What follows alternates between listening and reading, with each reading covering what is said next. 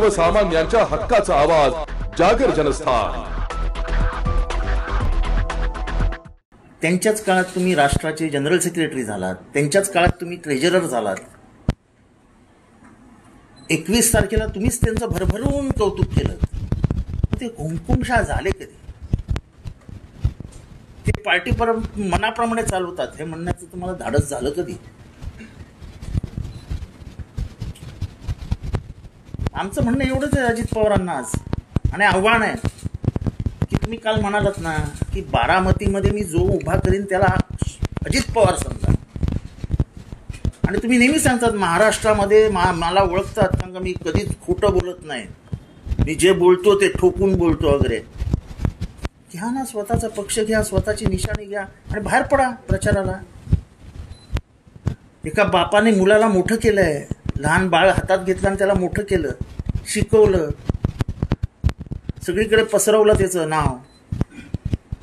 ते बाळ तुम्हाला कशाला हवंय? राष्ट्रवादी काँग्रेसची ओळख कोणामुळे झाली महाराष्ट्रात? माननीय शरदचंद्रजी पवार साहेबांमुळे। त्याच्यात तुमचं योगदान किती? पक्षाला हिमतीने जन्म कोणी दिला? आजपर्यंत दोन तीन नेते भारतामध्ये स्वातंत्र्यानंतर की ज्यांनी काँग्रेस विरुद्ध बंडखोरी केली आणि टिकून राहिले, 2-3 नेते, त्याच्यातले एक शरद पवार आहेत। काँग्रेस हा महाप्रवाह होता आणि अजूनही आहे। घेतली ना त्यांनी वेगळी निशाणी घड्याळ, त्यावेळेस गेले ना गावागावात आणि पहिलीच निवडणूक जिंकून त्यांनी सत्तेत बसवलं ना तुम्हाला। ते शरद पवारांचं कर्तृत्व आहे, ती शरद पवारांची पकड आहे महाराष्ट्रावरती, कारण का त्यांचे सगळे निर्णय हे लोकाभिमुख निर्णय असायचे। त्यांनी सुप्रमाचं राजकारण कधी केलं नाही। तुम्ही काय 2014 नंतर किंवा त्याच्याही आधी जेव्हा हे आरोप व्हायला लागले तेव्हा देवेंद्र फडणवीसजींची भाषणं ऐका ना, वाचा काढून। सगळीकडे सुप्रमाचे आरोप आहेत। खडसेंची भाषणं काढा, सगळीकडे सुप्रमाचे आरोप आहेत। माझं आता आव्हान आहे। तेव्हा शरद पवार हुकुमशाह आहेत, शरद पवार मनासारखे वागतात। शरद पवारांच्या सकाळी घरी जाणारे 8 जण कोण होते? सगळ्या बैठकांमध्ये सगळे निर्णय व्हायचे तेव्हा 8 जण कोण जायचे? शरद पवारांनी एकट्याने निर्णय घेतला असं तुम्ही एकाची हिंमत असेल तर सांगून दाखवा बरं, कुठला निर्णय शरद पवारांनी एकट्याने घेतलाय? महाराष्ट्रात जेवढी लिबरल मोकळीक राजकीय पक्षामध्ये कोणाला असेल तर ती राष्ट्रवादी काँग्रेसमध्ये होती। कुठलाही निर्णय शरद पवारांनी एकट्याने कधीच घेतला नाही। तुम्हाला सगळ्यांना विश्वासात घेऊन शरद पवारांनी निर्णय घेतले आणि हीच त्यांची चूक होती। तेव्हा माझं आव्हान आहे, घ्या नवीन पक्ष, घ्या नवीन निशाणी आणि लढा स्वतःच्या कर्तृत्वावर। बघू महाराष्ट्र कोणाला पुढे नेतो ते। ज्यांच्या मरणाची वाट पाहताय त्या शरद पवारांना देतो का तरुण दमदार कार्यकर्ता दक्ष अजित पवारांना पुढे नेतो? बघूया। घ्या ना स्वतःची निशाणी आणि पक्ष घ्या ना, नाव घ्या। आज ऍप्लिकेशन करा ना निवडणूक आयोगात की आमच्या पक्षाचं नाव आहे आणि आम्हाला ही निशाणी हवी आहे। जा महाराष्ट्रात, महाराष्ट्र घेईल निकाल। पण तुम्हाला नावही शरद पवारांच्या पक्षाचंच हवं आहे आणि निशाणीही शरद पवारांचीच हवी आहे। ती कशासाठी? एवढा त्रास, एवढ्या यातना देताय त्यांना तुम्ही, शाब्दिक टोचताय त्यांना तुम्ही, त्यांच्या मरणाबद्दल बोलताय तुम्ही, त्यांच्या वयाचे दाखले देतात तुम्ही। तुमच्यातला कोणीच म्हातारा होणार नाही का? महाराष्ट्राने काल ऐकलं जे काय ऐकायचं ते, आता निर्णय महाराष्ट्राची जनता घेईल। 15 तारखेला आहे तो आमदार पदाचा जो निकाल आहे तो, हे बघा, निकालाबद्दल आम्हाला काही घेणं देणं नाही। आम्हाला माहिती आहे निकाल काय लागणार आहेत। आम्ही काय डरपोक नाही। गेली आमदारकी तर गेली, काय फरक पडतो? ज्या बापाने घडवलं त्या बापासाठी मरण आलं तर काय फरक पडतो कोणाला? आम्हाला काय फरक पडत? काही वाचवायचं म्हणून काही करायचं हे आमच्या ध्यानी मनी स्वप्नी नाही। अरे शरद पवारांसाठी जीव हजर आहे, आमदारकी काय झालं?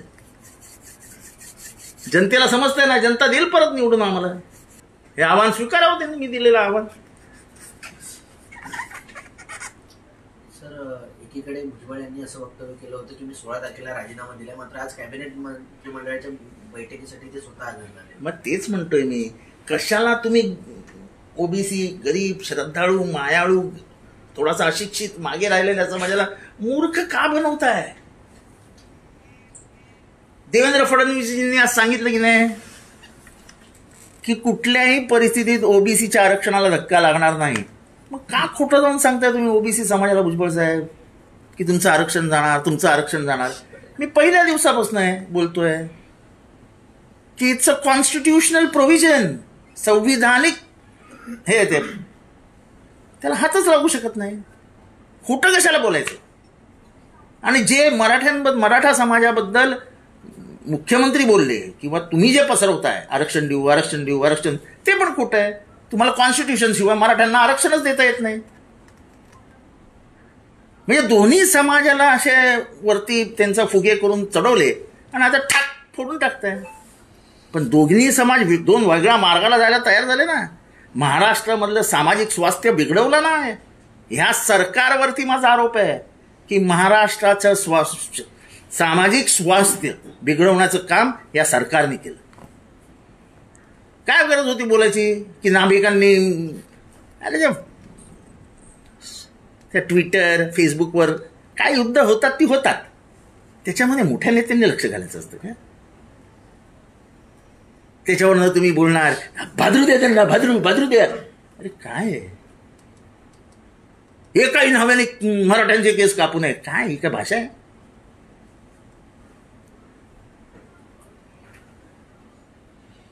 या जातीपातीमुळे तर महाराष्ट्र देश मागे राहिला. आता कुठे जातीअंताची लढाई सुरू झाली. जात नाही त्याला जात म्हणतात. मी पण ओबीसी आहे, मलाही माहिती आहे की आमचं आरक्षण निघणार नाही. मी पहिल्यांदा सांगत होतो, पहिल्यापासून सांगतोय, मी ओबीसी आहे, आमचं आरक्षण कोणाचा बाप काढू शकत नाही. पण तो समाज थोडासा अशिक्षित आहे, अल्पसंख्याक असल्यामुळे थोडासा दबलेला असतो. त्यांच्या मानसिकतेचा फायदा घेऊन आपलं नेतृत्व बहारून आपल्याला देशाचा नेता व्हायचंय, हे आमच्या लक्षात येत नाही भुजबळ साहेब.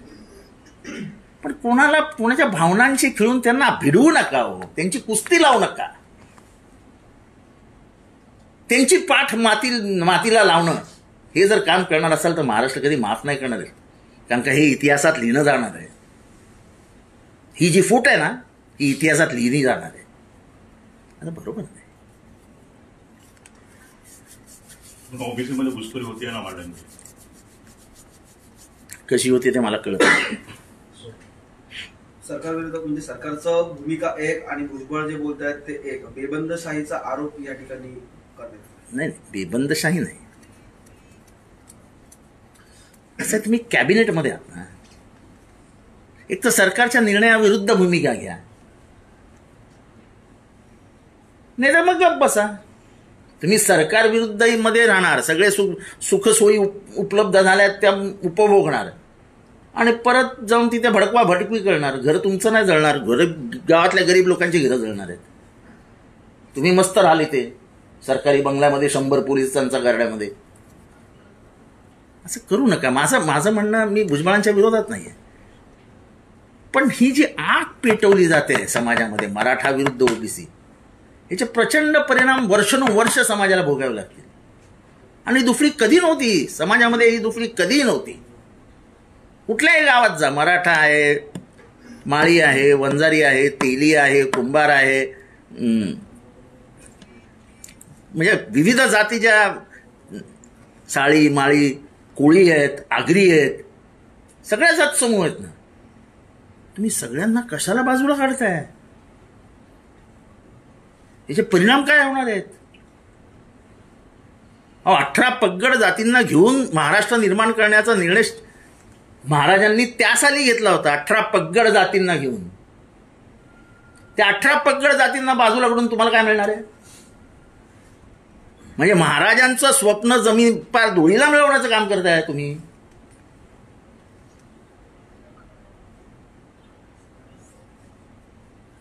मराठ्यांना जे प्रमाणपत्र देण्याचा जो अध्यादेश काढण्यात आलेला आहे त्याच्यातच जरांगेंनी सांगितले 10 तारखेपासून पुन्हा उपोषण सुरू. नाही, मला त्यांच्या जरंगेंबद्दल पण काही बोलवायचं नाही. मी पहिल्यापासून सांगत होतो की तुम्ही फसवीचं राजकारण करू नका. ही फसवी होते की मी तुम्हाला आरक्षण देतो म्हणून. तुम्ही देऊच शकत नाही सर, की राज्य सरकारच्या हातातले अधिकारच काढून घेतलेत केंद्र सरकारने आरक्षण देण्याचे. आरक्षण हे केंद्र सरकारच देऊ शकतं, म्हणजे मोदी साहेबच देऊ शकतात. मग का नाही तुम्ही ह्या प्रश्नावरनं मोदी साहेबांना भेटायला गेले सगळे? मी तयार आहे, चला जाऊया मोदी साहेबांकडे. मी छोटा माणूस आहे, कदाचित ते मला नेणार नाहीत, विमानात जागा नसेल माझ्यासाठी. पण असं समाजाला येडं नाही वाढवायचं. समाज प्रेम करतो तुमच्यावरती, तुमच्या नेतृत्वाचा सन्मान करतो. तुम्ही जरी माळे असले तर वंजारी प्रेम करतो, साळी प्रेम करतो, माळी प्रेम करतो, धनगर प्रेम करतो. सगळ्या जात समूह भुजबळांवरती प्रेम करतात. तुम्ही हक्का लावताय.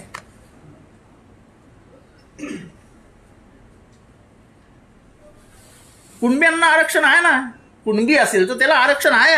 कुणबी आहे ओबीसी मध्ये, काढा ओबीसीच्या जाती, त्याच्यात कुणब्यांना आरक्षण आहे. विचारा कोकणातल्या कुणब्यांना, विचारा विदर्भातल्या कुणब्यांना. हे काय आम्ही आमच्या मनाचं सांगत नाही ना. जे काय लिहिलेलं आहे तुमच्या परिशिष्टामध्ये किंवा तुमच्या अध्यादेशामध्ये, तिथे कुणबीला आरक्षण आहे, बंजाऱ्याला आरक्षण आहे, माळ्याला आरक्षण आहे, धनगराला आरक्षण आहे, कुंभाराला आरक्षण आहे, साळी माळी कोळी तेली तांबोळी सगळ्यांना आरक्षण आहे. आणि ते सुद्धा दिलंय शरद पवारांनी. ते मिळालं मंडळ आयोग विश्वनाथ प्रताप सिंग यांनी ऍक्सेप्ट केला म्हणून. आणि ते मिळवायला स्वातंत्र्यानंतर 50 आणि 90 म्हणजे 40 वर्ष लागली. म्हणजे बाबासाहेब आंबेडकरांचा 541व्या कलमानंतर कालेलकर आयोग पहिल्यांदा स्थापन झाला. नंतरचे खूप आयोग गेले. बीपी मंडळ, चरण सिंग म्हणजे मोरारजी देसाई जेव्हा 77 साली प्रधानमंत्री झाले तेव्हा बीपी मंडळ आयोग आला. आणि त्या मंडळ आयोगाला स्वीकारण्याचं काम, त्यांचं पूर्ण हे स्वीकारण्याचं काम विश्वनाथ प्रताप सिंगांनी केलं. आणि जी ओबीसी बोलते ते मंडळ आयोगाला सगळं मिळणार म्हटल्यावर त्यांनी कमंडळ यात्रा काढली. आज जे ओबीसीचा असा कळवळा दाखवतात ना, त्या ओबीसीला सर्वात जास्त विरोध कोणी केला? इतिहास तपासून बघा. गोस्वामी नावाचा दिल्ली विद्यापीठामध्ये स्टुडंट असलेल्या पोराने पहिल्यांदा युनिव्हर्सिटीमध्ये स्वतःला जाळून घेतलं आणि तिथनं भारतभर आग पेटली. तेव्हा इतिहास ज्यांना माहीत नसतो त्यांना सांगणं ठीक आहे. आमच्या तोंडावर काय काय झालं राजकीय क्षेत्रामध्ये.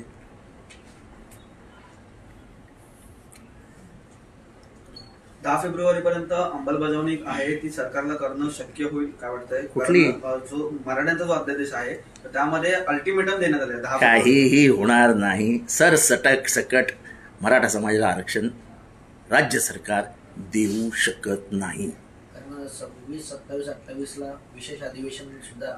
जे काय असेल ते असेल. आम्ही एकमताने ठराव पारित करू, मराठा समाजाला आरक्षण द्या. मी पहिला उठीनं हातवरती करीन, पण कायदेशीररित्या ते देता येत नाही. का फसवतोय आपण समाजाला? कधी कधी ना थोडंसं राजकारण्यांनी फसवणं बंद केलं पाहिजे, खोटं बोलणं बंद केलं पाहिजे. आपण नाही देऊ शकत तर नाही देऊ शकत. ते शरद पवारांच्या घरापुढे 2014 साली आंदोलन झालेलं, 8 दिवसात धनगरांना आरक्षण देणार असं जाहीर करून टाकलं. धनगर अजूनही रस्त्यावर आहेत. मुस्लिम समाजाला आरक्षण देणार जाहीर करून टाकलं. कुठे दिलं आरक्षण? हे आरक्षण ही काही म्हणजे सोपी गोष्ट नाही आहे. त्याला फार कायदेशीर कटकटी आहेत.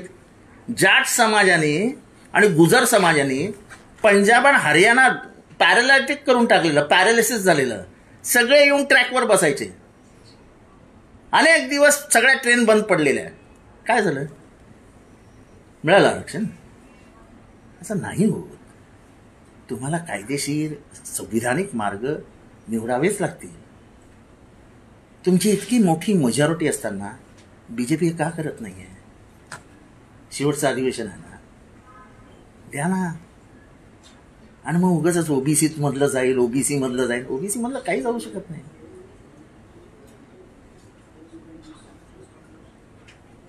आणि तुम्ही कितीही असं बहाणा केला तरी ते शक्य नाही. तुम्हाला लोकसभेत जाऊनच हे सिद्ध करावं लागेल. आणि लोकसभेत फक्त महाराष्ट्राचे खासदार नाही आहेत, देशभरातले खासदार आहेत आणि देशभरातल्या खासदारांना मतदान करावं लागतं. तेव्हा हे मूर्ख बनवण्याचे धंदे जे चालू आहेत ते बंद करा. याच्यात नाही सामाजिक स्वास्थ्य बिघडते. मला बाकी काही नाही, कोणी नेता हो, कोणी काही करू, पण महाराष्ट्राच्या सामाजिक स्वास्थ्य जे फुले शाहू आंबेडकरांच्या विचारांमुळे निर्माण झालं आहे, जे एक चादर आहे की चादर फाडू नका, एवढं त्यांचं मत आहे. गणपती गायकवाडांच्या प्रकरणावरून आज शिंदेचे मंत्री आहेत ते फडणवीसांची भेट घेण्यासाठी गेलेले होते आणि त्या ठिकाणी जी कारवाईची मागणी आहे ती करण्यात आलेली आहे. शिस्तभंगाची कारवाई गणपती गायकवाडांवर झाली पाहिजे असं 7 मंत्र्यांचं म्हणणं फडणवीसांकडे मांडण्यात आलेलं आहे. तो त्यांचा अंतर्गत प्रश्न आहे, त्याला मी कशाला मध्ये पडावं. त्याच्या जे योग्य आहे ते करावं. पण पत्र दिले कोविंद यांना मुख्यमंत्र्यांनी की निवडणुका दोन्ही एकत्र घ्या, लोकसभा आणि विधानसभेचं आर्थिक देखील नुकसान यामध्ये होणार नाही. कोणी दिले? मुख्यमंत्री एकनाथ शिंदे यांनी कोविंद यांना पत्र दिले, जे समितीचे अध्यक्ष रामनाथ कोविंद. म्हणजे पुढच्या इलेक्शन्स, येणारी लोकसभा आणि विधानसभा. हे बघा, एक राष्ट्र एक निवडणूक, एक राष्ट्र एक काय ते गणवेश, एक राष्ट्र एक शाळा, एक राष्ट्र एक, हे एक आहे ना, हे लोकशाहीला घातक आहे.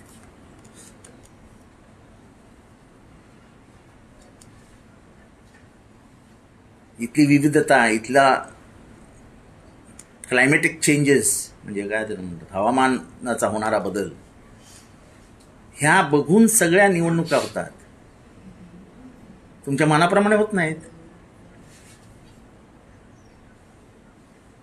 इथली विविधता लक्षात घ्यावी लागते. आणि डेमोक्रेसीमध्ये हे सगळं घातक असतं. 1-1-1-1-1-1-1 ते एक UDI, बाकी सगळे लिंक, धोकादायक आहे. तुमचा सगळा डाटा गव्हर्नमेंटकडे आहे. टाक, एक क्लिक मारली की तुमचे सगळे फोटोग्राफ सगळे येतात. तुमच्या प्रायव्हसीमध्ये घुसण्याचं काम गव्हर्नमेंट करतंय.